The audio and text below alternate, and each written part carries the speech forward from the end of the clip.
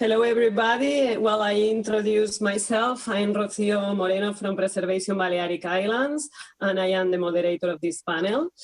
Welcome to this panel. This panel is about seagrass. Seagrass is, well, a key marine ecosystem element providing oxygen and capturing CO2 from the atmosphere, and it is key for marine life and also for the whole planet in general. You know, it represents the breathing system of our planet Earth. Well, I am based in Formentera Island. In Formentera Island, we have actually one of the key seagrasses meadows, which is considered the oldest living being on Earth. And it is for that that is considered also humanity heritage, and it is preserved by UNESCO. But it is not only this seagrass that is important, Posidonia oceanica, which is the one we have in Mediterranean, but we have many others all around the world. On this panel, we had many experts from different organizations that will introduce more about these seagrass types and which are the function on the ocean, and also the main problems that this seagrass is having today. Well, because there are many things going on in making this species in danger, and that's why we are all together working to continue well, making everybody aware about what's going on and trying to develop projects to preserve, to continue preserving this key element. Well, basically, this is what I wanted to introduce. We don't have too many time, and we don't have too much time to continue talking about that. I prefer to let the floor to the different experts. Well, we have first Jen Fourqurean, who will be talking about mapping and blue carbon seagrass. So, Jen, you can go. All right, thank you, Rocío. Let me get my screen share up as well. Are you seeing my slides now? No, I'm going to assume. Yes, good. So because I'm the first speaker in the panel session, I also wanted to spend a little bit of time and talk about what seagrasses are. So I'm probably going to speak much less about my own research than I would otherwise, but hopefully we'll have time for discussion afterwards. I'm Jim Fourqurean. I'm a professor of biological sciences at Florida International University. I'm coming to you from Miami today.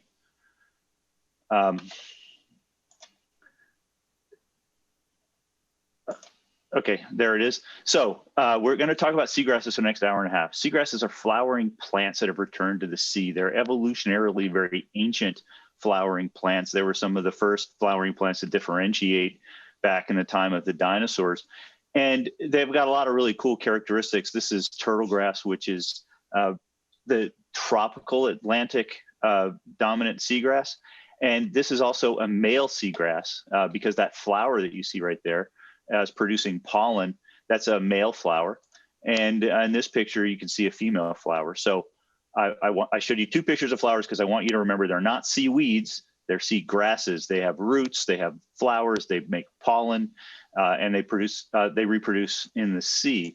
So seagrasses are they're varied in their evolutionary origin, and they're varied in their morphology because they're not a taxonomic group. There wasn't one seagrass that evolved that then gave rise to all the 60 species of seagrass we have in the world today.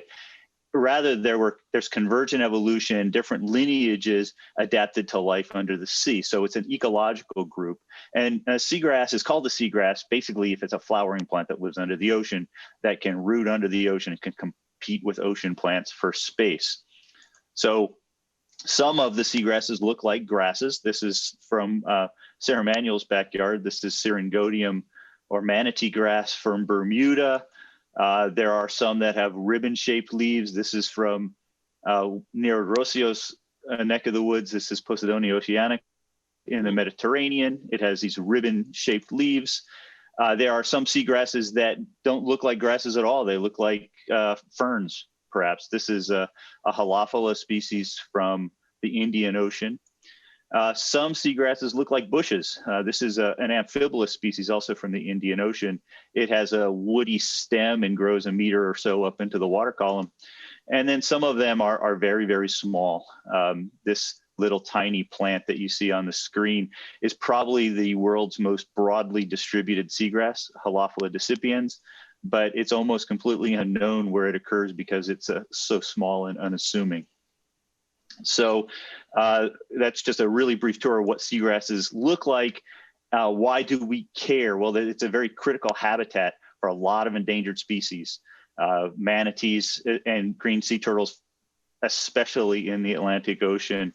But those are just examples. They provide critical habitat, not just for endangered species, but also lots of the ecologically and economically important species, as well as some very characteristically or charismatic things like this seagrass, or this seahorse in a seagrass meadow in the Mediterranean, and these are zebrafish from the Indian Ocean.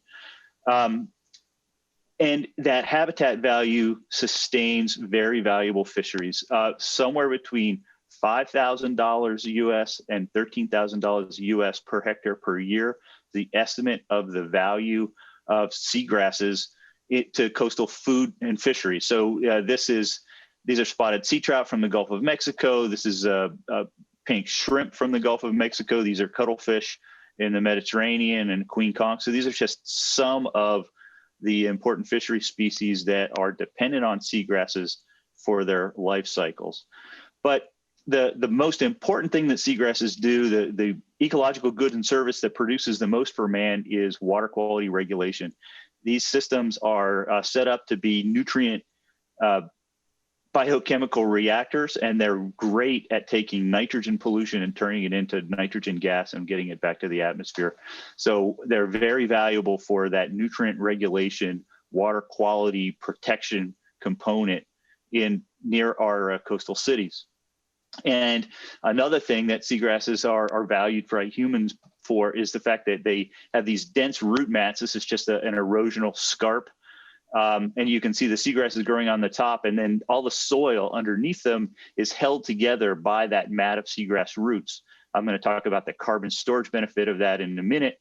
But those roots keep sediment from moving around. And if you keep that stuff from moving around, you slow down erosion of the built environment. So they're really important for keeping shoreline erosion at bay and keeping water clear. So what they are and why we care. Seagrasses, though, are disappearing relatively quickly because they need clear water, sandy or muddy bottom, very stable salinities, and moderate waves and currents. And humans and our activities in the coastal zone muddy up the water, dredge the sandy or muddy bottom, interfere with salt, with freshwater runoff, and we change waves and currents. And because of that, seagrasses are, even though they're very valuable, so this are just seagrasses, salt marshes, mangroves, corals, and tropical forests as ecosystem types, and the value per hectare per year, as figured by Costanza in a paper about a couple decades ago now, we have updated values, but seagrasses are being lost at a rate as fast or faster than these other ecosystems that people really worry about losing very quickly. Tropical forests are disappearing rapidly. There's a lot of them, but at a much slower rate than seagrasses. So we're losing them fast, and they're really important. So I work in the southern part of Florida, which is one of the areas of the world with the most seagrass in the world, but it's very difficult to see it from space. So this is looking down at a typical Landsat image of the southern tip of the Florida Peninsula. So the Bahamas are over here, and Miami is to the north, just off the screen, and Cuba is down south here. So this area that has a lot of color and a lot of pattern is really underlain by seagrasses. And the only way to really know what's there and to develop remote sensing tools is to get in the water and swim and find out what's there. We've been doing this for a long time in South Florida, and I hope that you can see all these tiny little dots. Each one of those dots is a 50-meter transect that my students visit on a regular basis, and there are thousands of them across this landscape. And you see this space bar is 250 kilometers long, so it's a very large area. By diving these places and putting people in the water, we can not just find seagrass, but also find the species of seagrass that are there on the bottom. And if you put all those maps together and get an envelope of seagrass distribution of South Florida, you get about 18,000 square kilometers of seagrass, which, if you believe WCMC estimates, is 10% of all the seagrasses in the world. And we know that that's not true. The real problem is we know so poorly how many seagrass, the real spatial extent of seagrasses in the world. And only in places where there's a well-established capacity to do the extensive in the water research that we've done have we been able to map these large areas.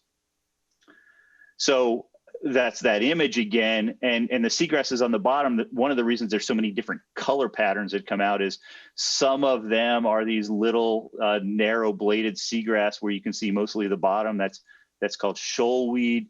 Some of them are very, very dense syringodium meadows that grow a meter up into the water column. Some of them are that little tiny seagrass that exists out in deep water. And when into the Caribbean, mostly when we think of seagrass, we think of this one, this turtle grass. There's vast expanses of that in the areas that receive more light. And they occur in basically all across our region, except where we have these rocks covered with living stuff, these corals. Seagrasses don't do well with corals. So we got a lot of them. And to really know where they are, you have to map them. And I'm going to segue now into just introducing this ecological value that we've gained a new appreciation for in the last 10 years. And that is all the carbon that's stored within those systems.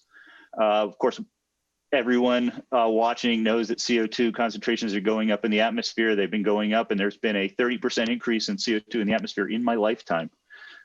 And it just continues to go up. And it's going up not just because we're burning gasoline and oil, but also because of land use, land cover change. So deforestation is putting 1.5 petagrams of C per year into the atmosphere. And that land use, land cover change is about 12.5% of all the carbon that goes into the atmosphere. RED is a UN program that was established to try to slow down deforestation, to deal with that 12% of all the CO2 going in the atmosphere as land use, land cover change, to slow it down by slowing down deforestation. But most of the world is blue, not covered by forest. And a lot of these blue ecosystems have just as much carbon stored in them and are disappearing at a more rapid rate as those forests that are protected by the RED scheme. So the first blue carbon that really was kind of easy to get involved, to get into countries' inventories, was mangroves. Mangroves are forests, but often for governance reasons, they're not considered forests in countries' inventories. They're considered wetlands, which are usually in the fisheries department. But forests are now I generally included as part of carbon inventories of countries because, of course, they're just trees. But what about those seagrasses and all the soil that's underneath them? Because we know there's a lot of them, and that there's that carbon in the soil. So there's been, over the last 15 years, a real push to know how much carbon there is. And this is field work and diving. You run out and collect cores with a piston core and bring them back and measure bulk density and carbon content. And when you do that, you can see down core. These are just cores from Florida Bay. These are carbon content down core, and this is 2 meters deep. So we'll just, this one for Bob Allen Keys, see the carbon content goes up about 2 meters deep. That's actually an old mangrove peat that got buried by sea level rise. But this is 2,000 years of sediment accumulation with carbon in it.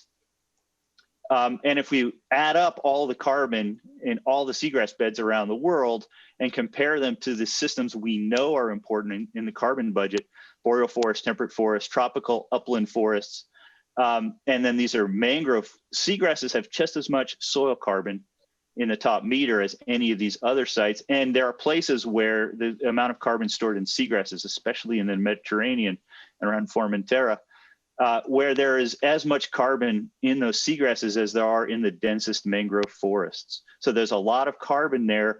And to bring this slide back up, we're losing that carbon very quickly because of habitat loss.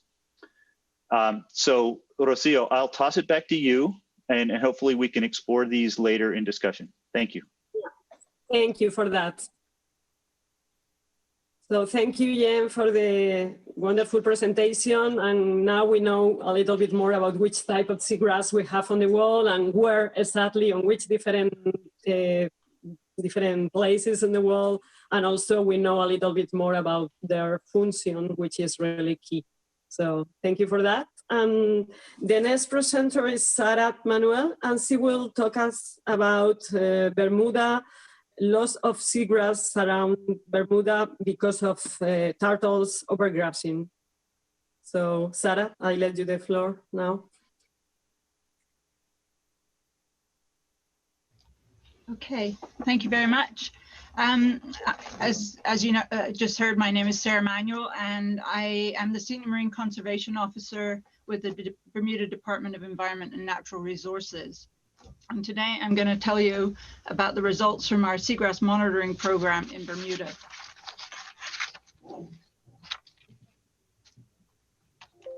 Come on.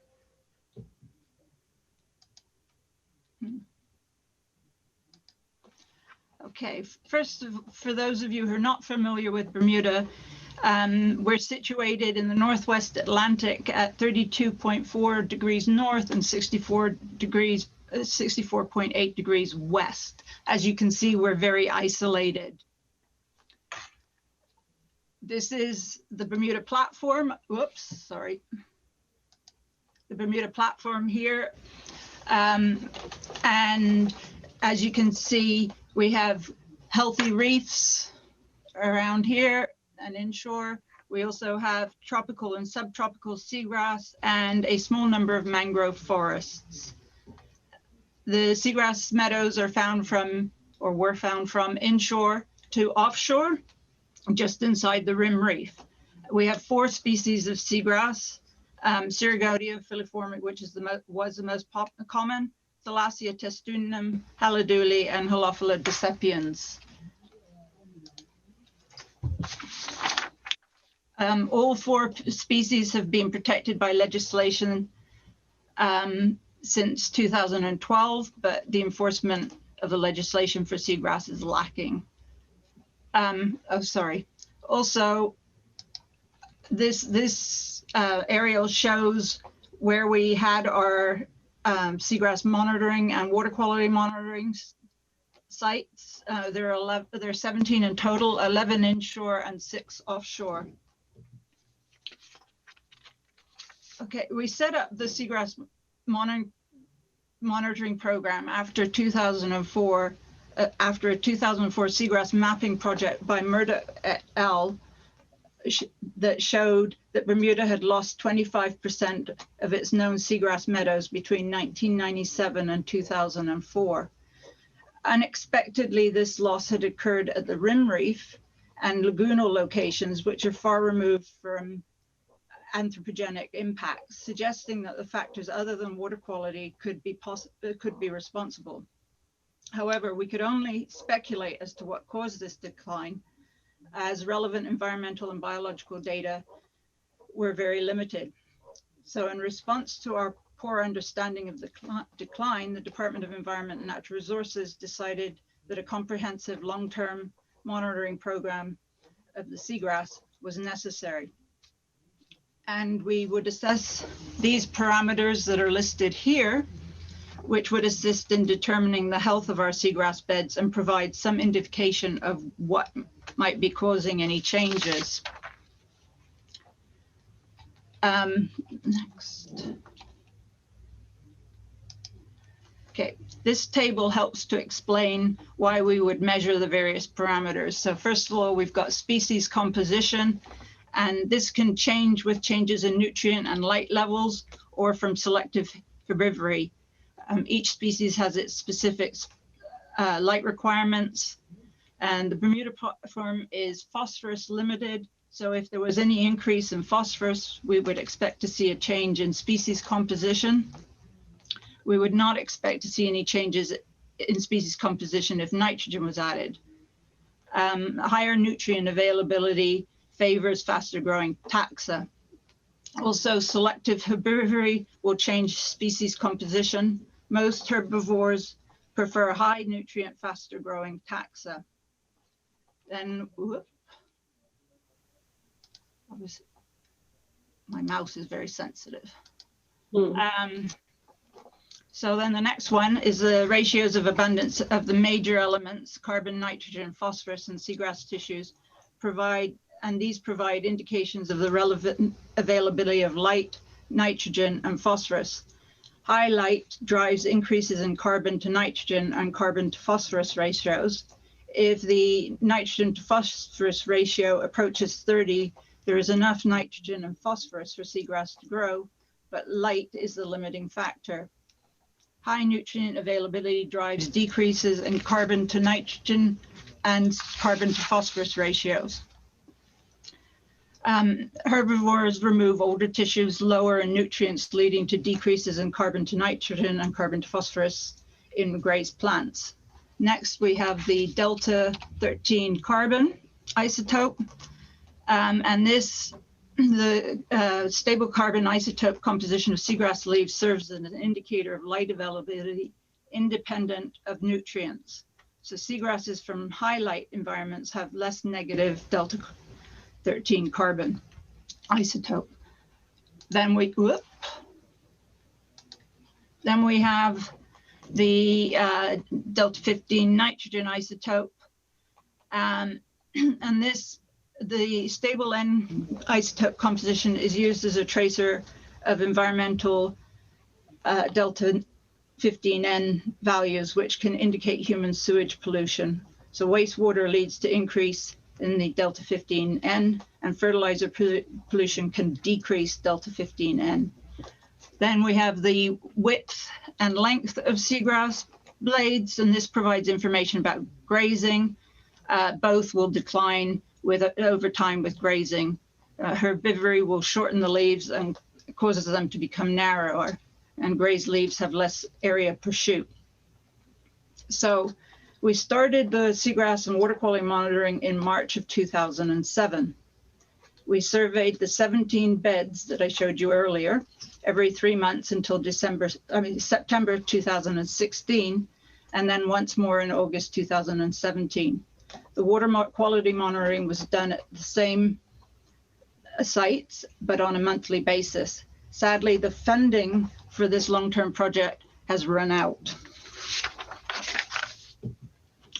Okay, here are the results from our monitoring program. Sadly, we watched our seagrass beds decline, some more than others, and although we are no longer monitoring the sites, I've visited them recently, and they have continued to decline.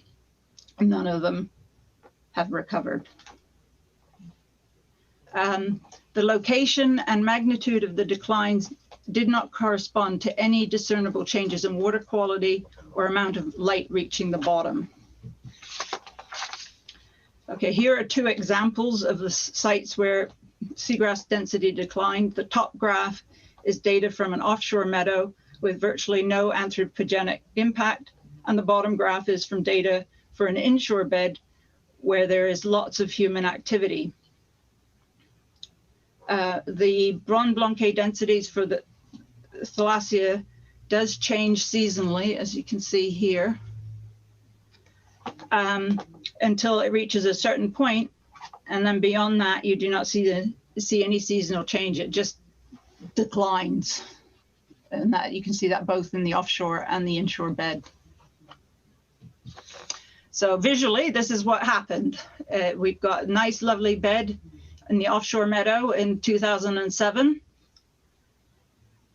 And then by 2017, there was absolutely nothing left. And this is the inshore seagrass that you saw the graph for, and what you see behind me. Lovely seagrass meadow with lots of fish. And this is what it looked like in 2017. Oops, sorry. The seagrass-based indicators of change showed a decline in abundance, decreased leaf widths and shoot area, and increasing nitrogen that occurred in parallel with the seagrass loss, which all are consistent with overgrazing of seagrasses by green turtles. And green turtles have been protected by legislation in Bermuda since 1978. So what does this mean for Bermuda? Okay, Bermuda has no nesting beaches. All the turtles around Bermuda are juveniles, and they come from nesting beaches around the Caribbean. They stay eating our grass for about 15 years, and then they leave. Okay, and if the nesting beaches to our south continue to increase the number of hatchlings through successful conservation efforts, we will continue to see turtles arriving in Bermuda, and they will eat whatever grass they can find. It's not like they can just move down the coast when they can't, because we're so far away from anywhere else. I mean, the closest land is Cape Hatteras, about 1,000 kilometers away. And the number of turtles that come to Bermuda are only a fraction of what hatches in the Caribbean. So if the turtles here die from starvation, it is not like they're going to have an impact in the Caribbean. So I put this photo up because if you look at the seagrass, well, what was seagrass there? This is the site, the inshore site that I showed you earlier. And this is what it looks like now. And the little things growing from the bottom are not seagrass. They're all a macroalgae that's growing on the dead rhizomes at that bed. Okay, so what has changed? I mean, after all, turtles and seagrass have been around for thousands of years. Essentially, we have a marine ecosystem out of balance. Sharks in the North Atlantic are overfished, so less sharks control the green turtle population, and it's grazing. And as you can, and this is illustrated here in this diagram, where you can see Bermuda's right down the bottom, and it says greatly reduced shark populations and overgrazing of turtles. And it essentially leads to the extinction of our meadows. And that is what is happening in Bermuda, and which is quite alarming. So we have a dilemma. We've got one protected species destroying another, which is likely to have a series of implications for the marine environment on the Bermuda platform and for the animal itself.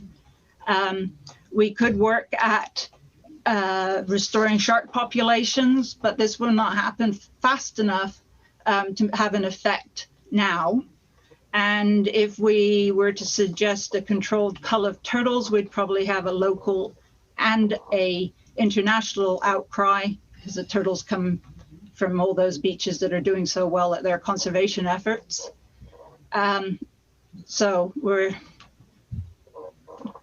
we're doing the best we can by saving some, putting the cages over the top, but we're really quite stuck as to what to do next. Thank you. Thank you. Thank you, Sarah. Actually, yeah, thank you for illustrating this big dilemma on preservation. Yeah, we have indeed this different preservation of seagrass or preservation of the turtles. We have indeed this marine ecosystem imbalance. So yeah, we can pass now to the following presenter, who is Karine Matos from Brazil. She will talk about the massive oil spill they have there and about the COVID quarantine consequences of, on all the research and everything. So go ahead, Karine. I let you the floor for you. Hi, is it working? Yes. Great, so thank you. I was thinking about talking about seagrass losses as well. But last year we had a different problem in Brazil. So adding to all the problems the seagrasses are facing, we had a massive oil spill. And we were talking about this right now, about seagrasses consequence.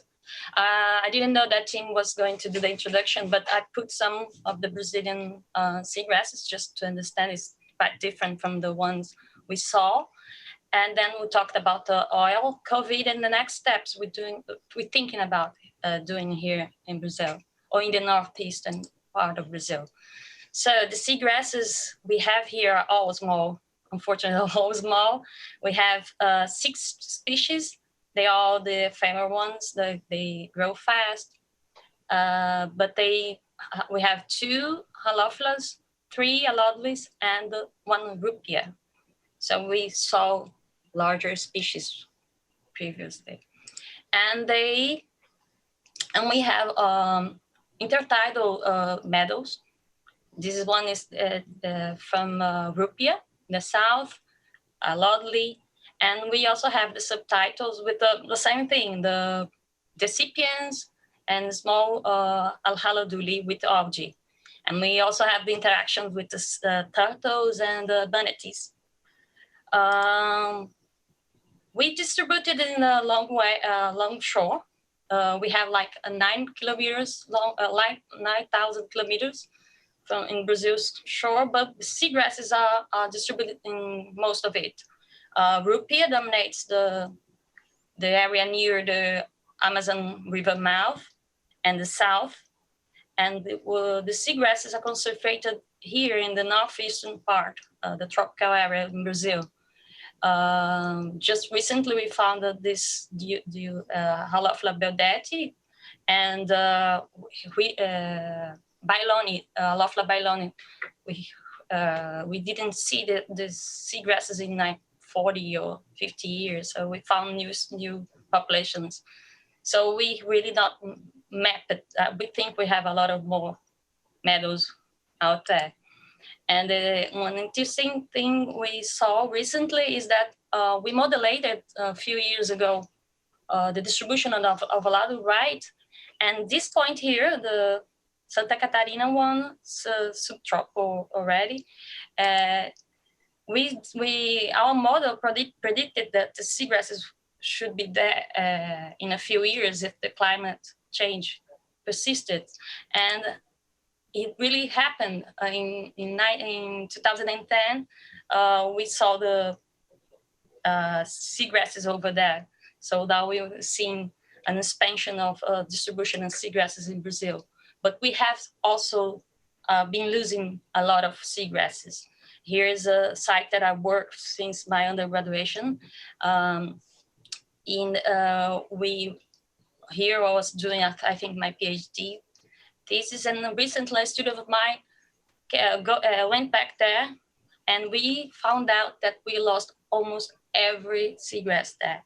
It's really, we're losing a lot of seagrasses in Brazil as well.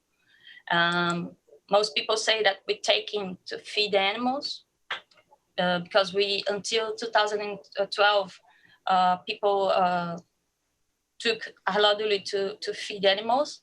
And we're still doing that, but now with rupia because the plant disappeared from that area.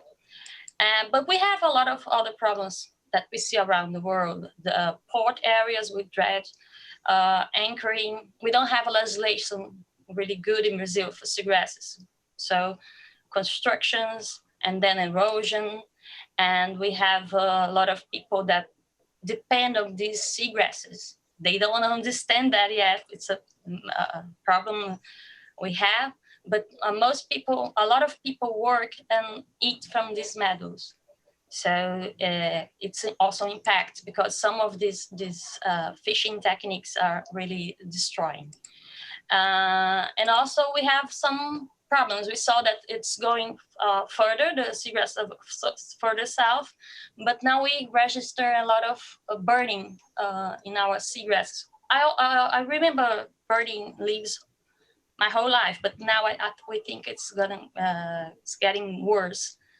And they predicted that the changes here in temperature and in precipitation. So we think it's going to get worse. One of our students is working with that right now.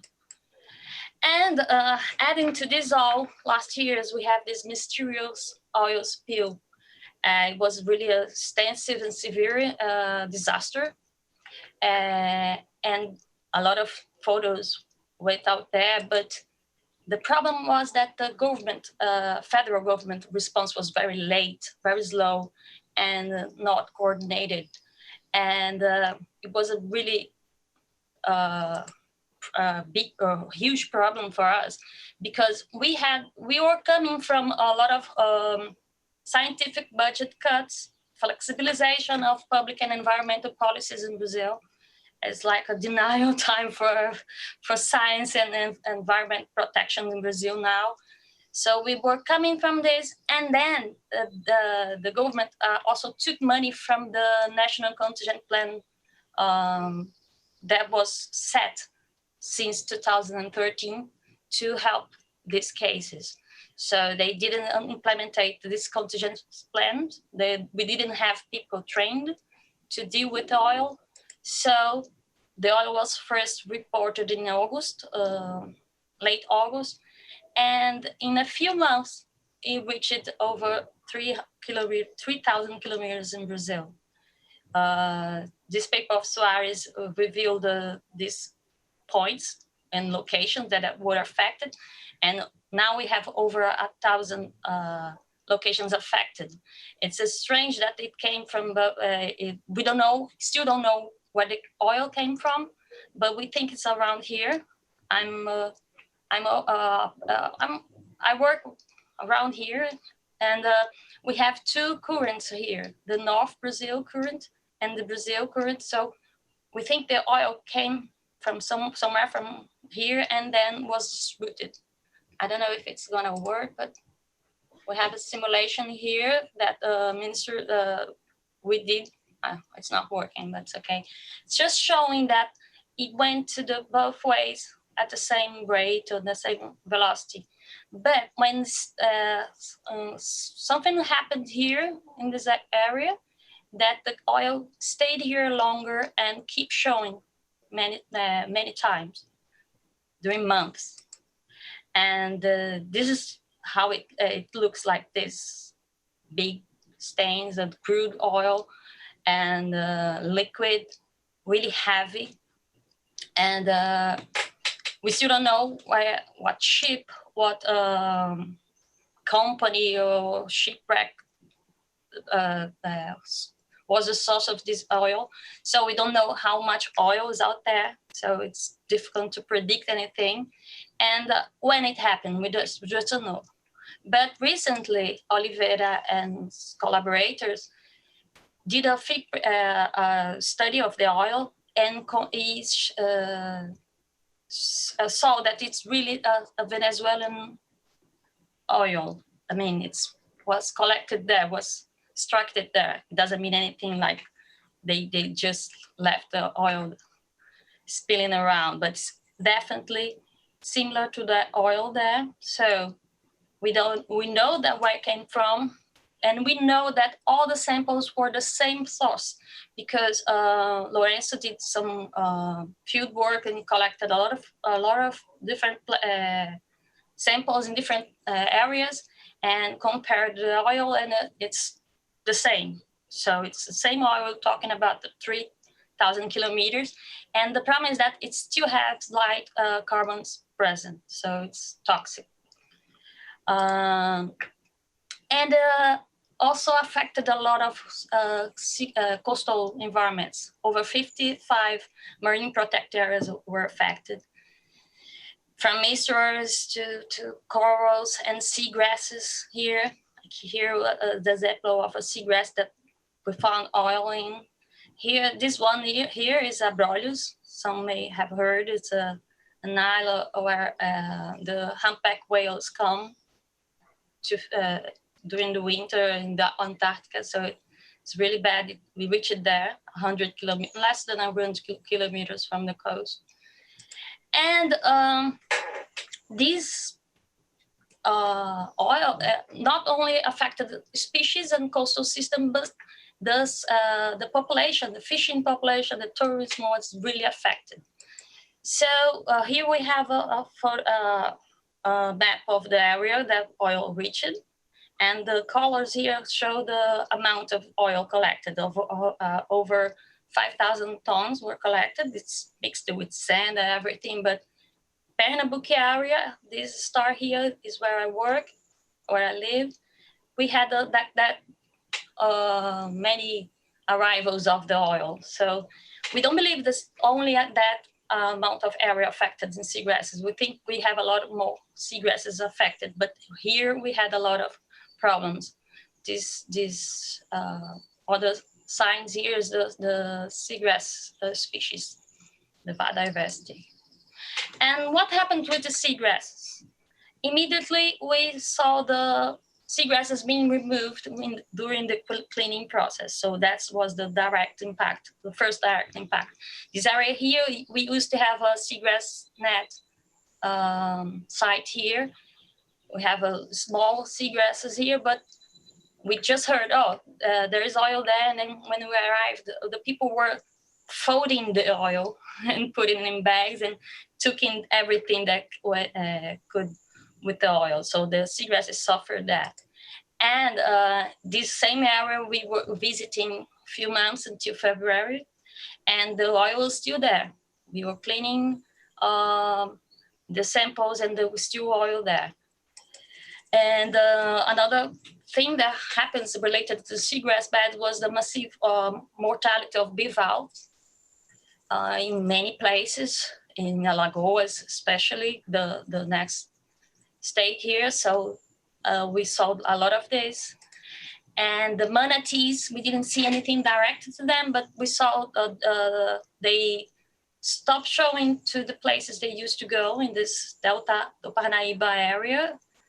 They just disappeared, and the oil was all mixed with the seagrasses there. So we think they went eating somewhere else. They came back later, but they went away. And the turtles suffer a lot. They represented 66% of the oil animals. Some died with a trace of oil in the intestine, and some were saved, like this one, but it was horrible, oil all over the mouth and everything. And this was what we saw. We started going there and cleaning. The government only took a lot of months. Only in December they gather scientists and the GAA, the Navy group with gas and petroleum agents, and IBAMA, that our environmental agency here, to talk about it and to know what to do, to discuss what to do next. So we did it in December, and only 2 states put some money, but you see, if you compare with your grants here, you're gonna see that it's not a lot of money. To fight this, we here in Pernambuco, where I work, we had 10 projects approved. It's only $360,000 for 10 different projects. You have to do everything, HPA analysis and everything. And the problem is that the money didn't come yet. So because of the end of the year, the federal government gave some money in December to long-term projects. So it didn't reach all the scientists involved. And recently they announced another grant. But the oil was still there and the money didn't come. So we tried to do some things. We went to the field, we collected some samples. But the COVID pandemic was declared. And that was a huge problem for us. All the money went to the disease. Few trips were canceled. Most samples we have are still there in the freezers, or I don't know, we're not going to the universities, to the labs, because it's all closed. It's still closed. We don't have any date to go back there. So that was a huge problem, because all the money that was, most of that grant was from scholarships, and the scholarships are paying the students, but they don't have anything to do, and then the money, they don't give us the money. So even worse, during the quarantine in June, after this a week of big waves, strong winds, big waves, high waves, and spring tides, the oil showed up again. And then the Navy confirmed that this is the same oil. So there's a lot of oil there that we don't know what it is. So for us, with that work at Seagrasses, the problem is that there's no consensus. We don't read the papers and say, oh, this is going to work with seagrass in the face of oil. It depends more, it seems that it depends more of the scenario than the species that are affected. So we recently wrote a paper that is accepted now, that we did some more, what to do next, what we need to do now. So we have to assess these seagrass beds and connect with the coral reef and sand beaches. We still don't know how it's going to work because we still don't have the grants. We have some money now, but we still cannot go to the field and work. But we trying to do the better we can. And we have also planned some experimental oil with seagrasses and fauna, using the oil that we collected, so we can actually assess the impacts of this oil, which is the Pernambuco area. Here's a huge seagrass area with a lot of oil in it near the port area. And this week actually did something, that we collected some fish, some organisms of the area before, which is just waiting for the money to go and run some analysis on if it's going through the food web. We don't know yet. And some groups are thinking about how to prevent what happened. The oil, if you look in the internet, the oil came with a lot of oil and we didn't know what to do. So they thinking about prevention devices to prevent the oil, or to allow us to know that the oil is coming, and so we know what to do with seagrasses. But most importantly, maybe, is that the people that live on the fish and the seafood that comes from these seagrasses, they are almost a year without income, because people stopped eating fish here. Seafood was horrible because people didn't know what to do, what to eat. They continued fishing to eat, but we don't know if it's safe to do. And the government promised a lot of support, financial support, and it didn't come, because we have a lot of problems with register these people. So we have a lot of people, and then when it was coming back, everything was going good. We finished. And we have the COVID, so we have a problem with these people. So what we need mostly is to think about protocols and what to do in future response, and use our data, the data we're trying to build now. There's really difficult without money and support to make the action plan work. So I think that that's all I wanted to say. I would just like to thank you, and remember there is really a difficult year for a Brazilian environmental, because now we have also the fires all over the place. Thank you. Thank you, Karine. Thank you for raising all these concerns you have there about seagrass impact, and also all the concerns about getting money to continue with all the projects and protocols. So thank you.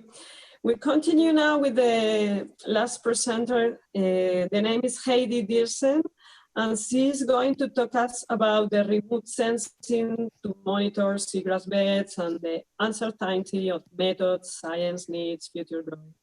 So I leave you the floor. Hi, thank you. Yes, so good to be here. I feel like I should be talking about oil spill monitoring today, but I'm going to be talking about seagrass monitoring. As you're aware, there needs to be some better methods to monitor large-scale changes in seagrass and biodiversity across the globe. And that's been a focus of my research. Just briefly, a little remote sensing tour. Not many of you are familiar with remote sensing. So I'll just give you my background. I studied biological sciences and kelps off of the coast of California. And you can see the nice dark blue water there. Then I got my PhD in geography at the University of California, Santa Barbara. And you can see all the different beautiful water types from out here in the ocean to the green lagoons and the brown sediment plumes from this image of a different part of California. And then I was working at the University of Miami at Rasmus as a visiting scientist down there. And you can see sort of the tropical white aqua-colored waters.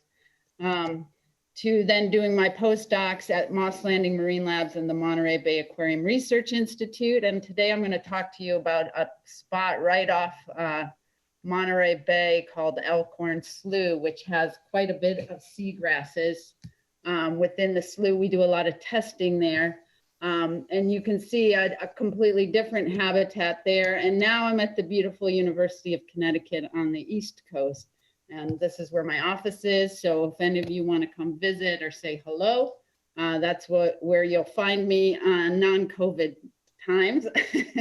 And this is my lab. So you're welcome to come take a look at the work I've been doing, which can range from whitecaps to seagrasses to sediments to phytoplankton. Today, I'm going to talk a little bit about spectra because this is where my research has been in looking at spectral changes in the color of things. As you know, with our human eye, we see things in red, green, blue, unless we're colorblind, which I'm sure a few of the audience may be. You don't have this red cone, but you can see these are broad detectors. And we put up satellites such as Landsat and Sentinel-2 are sort of mimicking our human eye. They have a red cone, which is the 600 to 700, a green cone, and a blue cone. And so they give us a sense of the color of the water, sort of as you and I would see it. We've been working long and hard to put up multispectral sensors. And you might think the human eye is awesome, and it is very good. But there are organisms like this mantis shrimp that has many more cones and sees sort of this multispectral view of the world around them with cones throughout the blue, green, and red. Most of our ocean color sensors have been tuned to certain problems like phytoplankton, so we have blue cones. We miss this green cone here in the middle on many of our sensors and this sort of orange-yellow cone.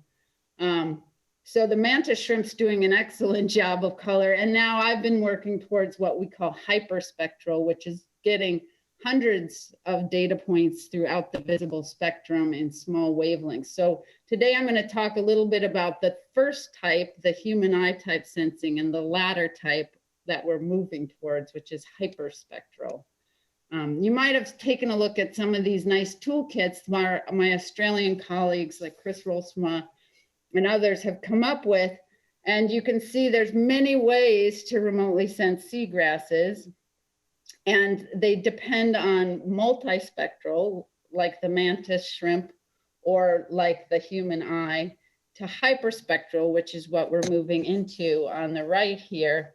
And you can see the spatial scale is also very important for remote sensing issues, whether we have a very fine scale or a broad scale.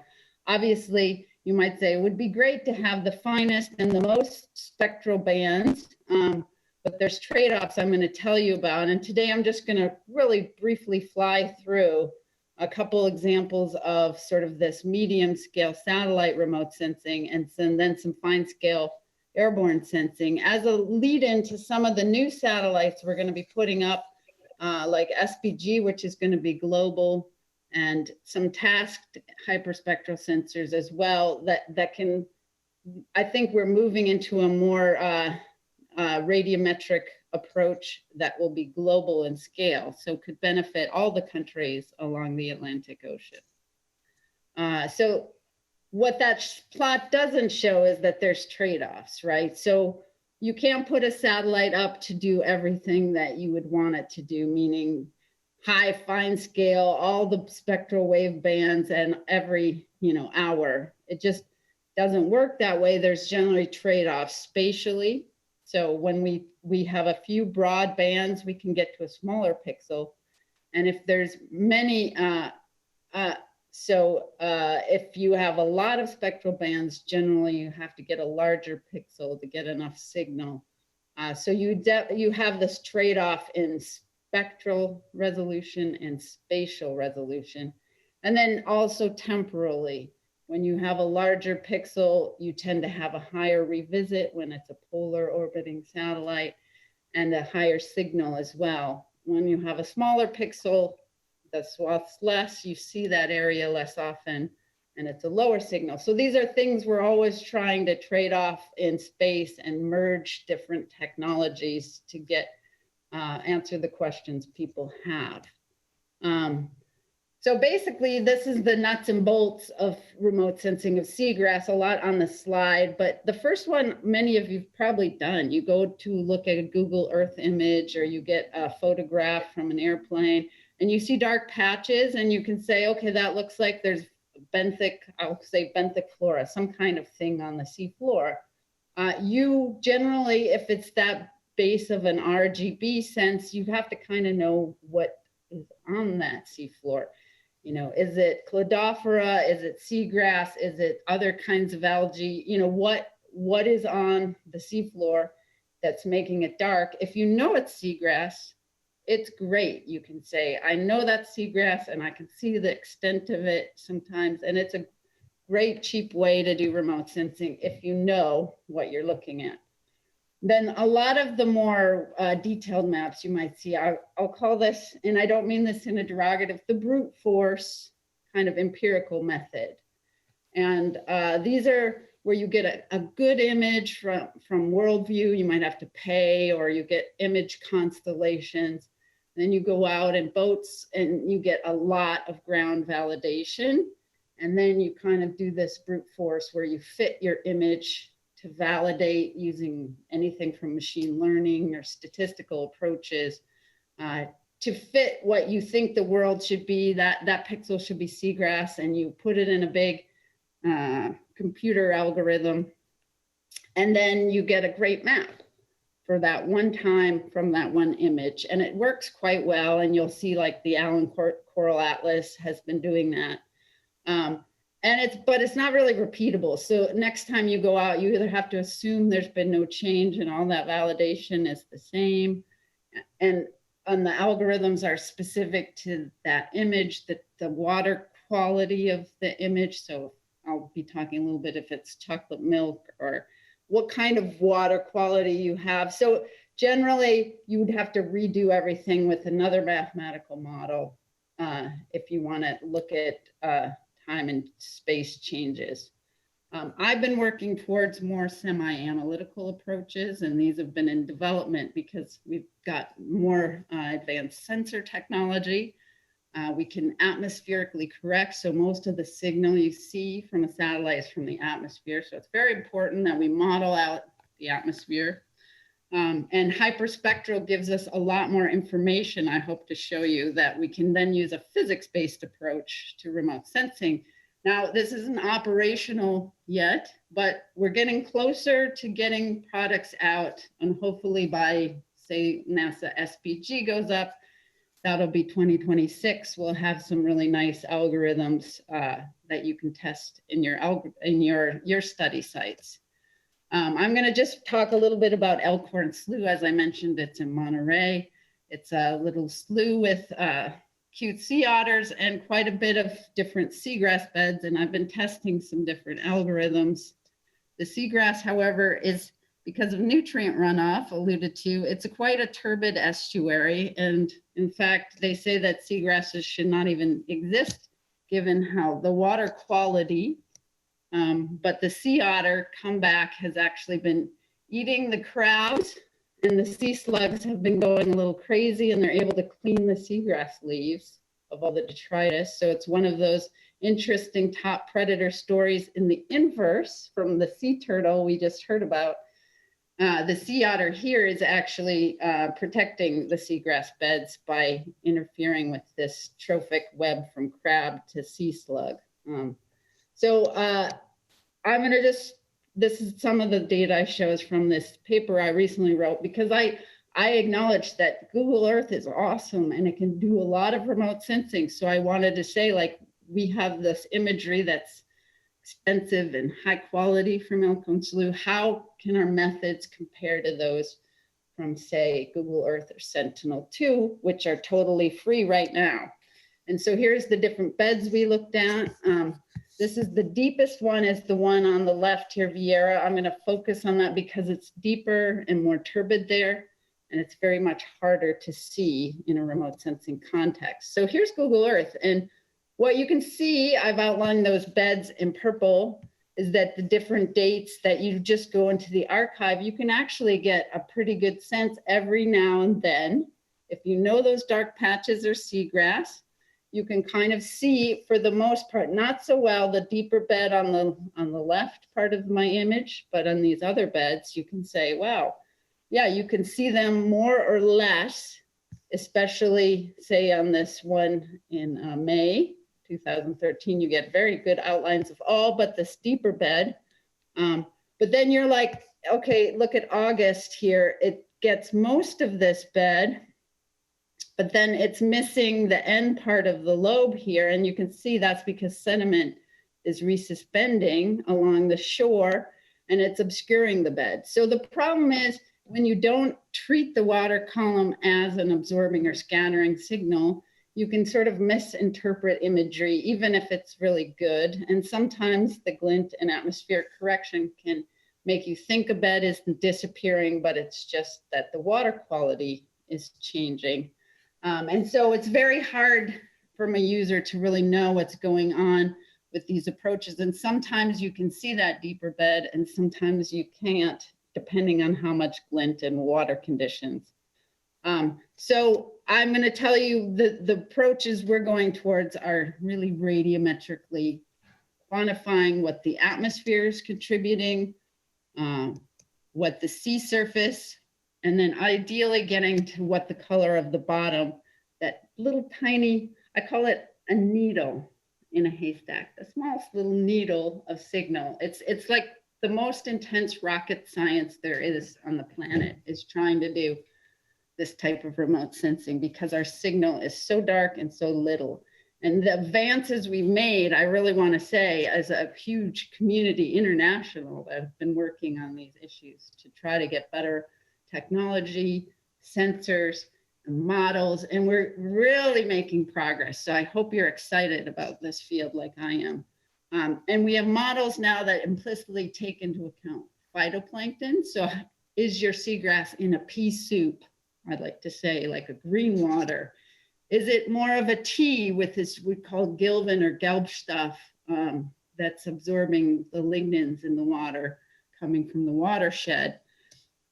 Is it milk or chocolate milk, that sediment plumes that suddenly suspend? So we have models that explicitly model the spectral absorption and scattering of all those properties to try to then say, what was the color of the bottom?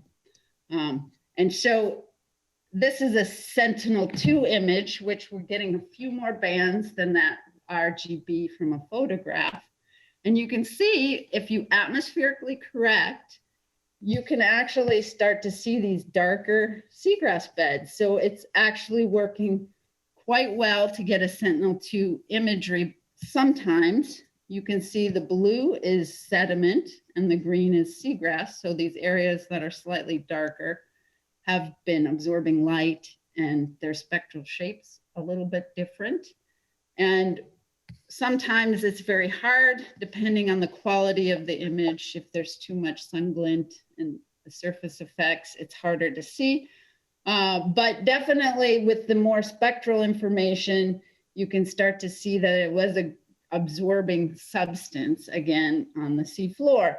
But what it is, you still have to kind of know So I just briefly say we've been flying these very high quality, the Jet Propulsion Lab built this sensor, and we've been testing it in Elkhorn Slough a couple of times now at 3 nanometer spectral resolution. And this is not like I want you to go out and hire the PRISM sensor. This is for algorithm development so that if you put a hyperspectral sensor on a drone or we put satellites up, that these approaches we're coming up with can be applied to your region. So these are proof of concept overflights. And here's what PRISM sees. The top left graph is seagrass, and you can see there's a slightly different spectral shape than the bottom, the sediment graph, which is B, depending on water column depth. You can see there's different spectra, and these contain water column properties, and there's different types of beds at different depths. But what you can notice with your eye, you can see like seagrass subtly has a different green spectrum than that sediment. And those subtle little differences are what our models are now trying to pick out from a radiometric perspective. And so if you look, this is what a green, yellow kayak and a red kayak look like in our imagery. And there they were out on the water. And so that's what a red and a yellow kayak look like.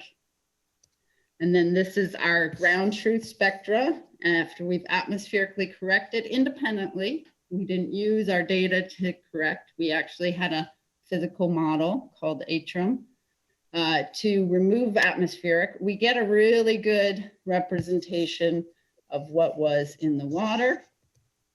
And then if you look, this is where that Vieira bed is. This is what the aircraft saw. It's a pretty deep, dark seagrass bed. And then we apply our models that take into account phytoplankton, Gelbstoff, sediments, and the bottom color. And you can see we pop out that water column with the physics model, and you can see the seagrass bed at pretty high resolution. And so this is a proof of concept that the way forward may be using more spectral information and a radiometric approach. Now, in this case, we limited to seagrass and sediment, not other types of algae, but we're working towards getting libraries and data. And just briefly, we do also need more realistic treatments of seagrass canopy color. I've been working with a modeler, John Headley. We have some papers on how the canopy affects the color, and there's flow, and there's shadow, and there's detritus, and there's leaf shape. And we've been running these through models to try to understand the limitations of our radiometric approaches.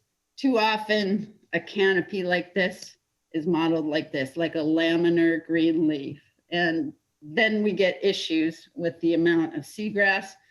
So we're working to improve these kinds of subtle changes, which have a really big impact on the way we model seagrass canopies. Again, just trying to understand the physics of the problem. And so I'll just end with looking forward. I was asked to sort of give us a direction. And I want to say that we're progressing in technology. Sensors are getting better. We're able to download these huge hyperspectral files and process them. And we're able to atmospherically correct and get very high radiometric values now from space and from aircraft and even from drones. And there's going to be new satellites put up that hopefully will have a lot of these specifications that we're testing out and be able to do some of this more automated, more precise. The approaches are more sophisticated, better atmospheric correction, enhanced classifiers. You know, don't put seagrass as a leaf. Don't put, every bottom. Let's kind of pick out which bottom types are most probable in our models. But the science needs obviously more realistic treatments of canopies would be nice. We need some automatic assessments of image quality. So like this image, don't even bother. There's too much glint. It doesn't have see the bottom. It's optically deep. For example, the water's too turbid. You can't see it. Don't tell me there's no seagrass. Tell me the image is not appropriate. We need a lot more validation data. So all the scientists out there, you know, going out to measure the optics of the water column and the bottom, along with a lot about the seagrass health, density, and the diversity of seagrass. So we can tune and get better and better with our models and include the uncertainties. So, and then we need citizen science and others to go out and help say, you know, my model said that was seagrass. Was that seagrass? Does it seem like what I modeled was correct? So there's some nice programs spinning up to get all of the citizens of the world involved in trying to better map our products and better validate what we come up with, because I realize that there's challenges. And so, you know, not always going to be right, but hopefully there'll be an uncertainty flag that says, we're a little uncertain on this. And here's, you know, so that a user will have a sense that of which images and products are believed to be more correct, and that citizen scientists can also help in that endeavor. So with that, I leave it back to the group and look forward to your questions. Bring them on. I'm ready. And I will stop sharing my screen. Thank you for your presentation, Heidi. Yeah, it was really exciting presentation. And actually, yeah, all the presentations were really, really amazing. We would like to continue listening those different expertise, and we would like to really continue, but yeah, we finished here. Actually, it was really interesting, and we got the highlight about how key is seagrass. We could see a little bit about the human impact, different human impacts, and also ecosystem imbalance that is produced basically by human impact, but also by different species there. We could see, how we have different protocols, different projects working to, so we have a big challenge on preserving seagrass, but at the same time, we have many teams and many people worldwide working on this preservation of this key element in our ecosystem and in our planet.